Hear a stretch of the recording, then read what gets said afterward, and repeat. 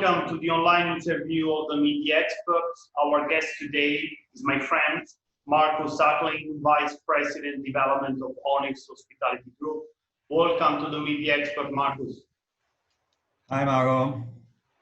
So ONYX Hospitality is a leading hotel owner and operator based in Thailand. Markus has been with the company for more than 15 years and is responsible for the growth of the Amari, Ozo, Shama, and Neo hotel brands.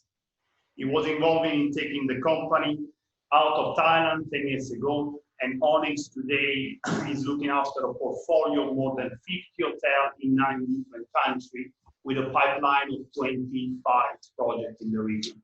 So well done, Markus. Thank you. Let's start with the 3 questions, 3 minutes from our experts. So we'll start with a very general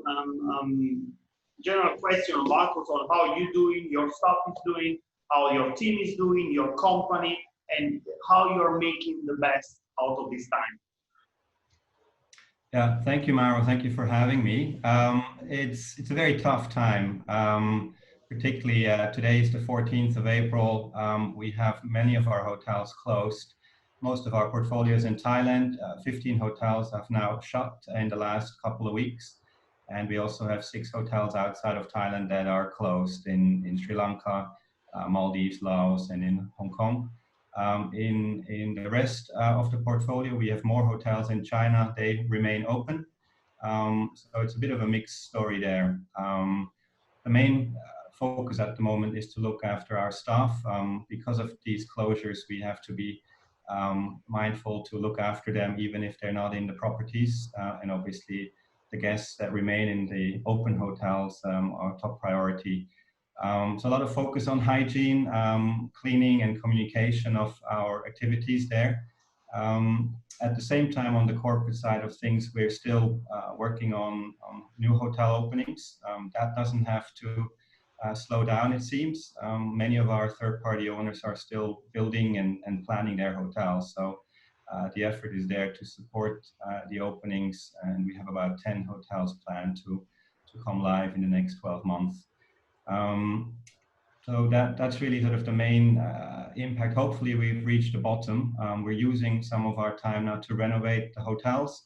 Some of our big owned equity hotels have gone under full renovation, and that gives us a bit of time now to focus on that. Repairing, maintaining all the other hotels that are out of the system at the moment. Okay, excellent. So I understand that you guys will have an HR policy for the staff through the whole group, or each single hotel will adapt their own HR policy in this period? It really relates to the countries and what we can do. We try to obviously assist as much as we can under the conditions that we have. But yeah, we adapt country by country and situation by situation. And that's a very dynamic space. So our HR department is very active at the moment. Okay, thank you, Markus. Second question for to pick on your brain. Let's talk about recovery. Let's talk about the future and try to be positive or try to be realistic. So what we always ask the people is we see 3 types of possible recovery. The V shape, very fast, U shape, which will just drag into next year, or an L shape when the hospitality will change dramatically and probably never recover. What's your opinion about the future? Yeah, I hope it's not an L shape. I'd be very surprised. Having sort of lived through a few crises in Thailand and in the region before, it seems that as an industry, we're extremely resilient. This is really unusual, obviously, economic, humanitarian, medical crisis all wrapped into one. But I think the moment the governments start to relax their travel restrictions, we will see an uptick. We definitely see in our hotels that there is demand, but people are afraid to travel at the moment or are not allowed to travel. But we see that as a lot of pent-up demand. And I think the story of the recovery will be very different in different destinations. The first ones that we hope will come back is the domestic travel. In Thailand, we have hotels that are driving distance from Bangkok, and we assume that a lot of people will want to maybe do shorter holidays on the leisure side within the country. So Hua Hin and Pattaya hopefully will recover first, and then the flight to destinations might come in a little bit later. So hard to say how fast that will come back, and I do not have a crystal ball, but certainly domestic travel should come back as soon as the situation improves and the curve is flattened. Excellent. So yeah, I think Vietnam has got a similar situation in Thailand. We have a very strong domestic travel here. Are you positive on Vietnam? Just to focus on, just to throw a question on this country. Do you think will also be a fast recovery here? Yeah, as you say, some of these Asian markets, they have a massive proportion of domestic travel, and if you can see yourself from Ho Chi Minh easily going down to the coast, avoid being stuck at an airport or being in a tight aircraft and just drive down with your family. That will definitely happen. And the same goes for a lot of places in Indonesia, Malaysia. These markets, I think, have that potential to create holidays within the country without having to go to an airplane right away.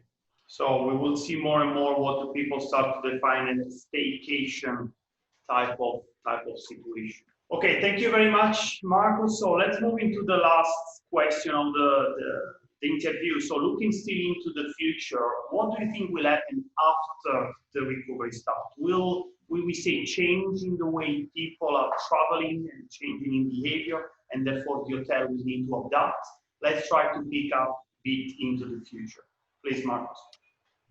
Yeah, I do think these kind of big impacts will change the behavior of people, and the closest comparison might be the era of terrorism that we've gone through, with people looking for increased security, and hotels and general travel industry preparing and protecting against it.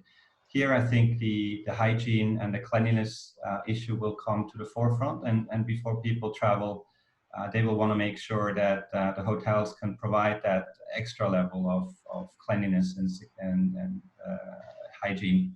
So that will be a focus of the hotels to communicate that. Maybe that gives us a chance, sort of classic hoteliers, to claim back some of the market share of the home sharing economy. These standalone operations may not have the opportunity to provide that level of hygiene that we can do, and maybe that gives us a chance there. We also hear a lot about this disruption now with business being conducted over video conferences, and technology really becoming a much more important element of that, and thus disrupting business travel. I feel certainly in the short term that will continue. People will realize that this is also a time-saving and a cost-saving measure, and anything that was sort of seen as non-essential business travel may stop. But in our part of the world, I would imagine face-to-face contact and doing business in person will still be very important, and therefore will not come to a complete halt. And then maybe on the design side of things, we've seen a lot of these open spaces in hotel development. Maybe some of the designers will consider reintroducing some of the more private spaces in, say, a lobby again, things that were sort of taken for granted, that everybody wants to socialize 24 hours a day. That might change a little bit, and to give a choice to people in these public areas might be a new trend to sort of creep back in. Okay, excellent. That was a lot of good points. I would love to take one by one, but unfortunately we have a short time frame. But we would love you to invite you to, of course, one of our next media expert events to maybe elaborate a bit more on all the things you mentioned, as well as some webinar, hopefully. So thank you very much, Markus, again for joining us today. We'll hopefully all your insight and market information will be very useful for our development. Thank you very much. Thank you, Mauro. Stay safe.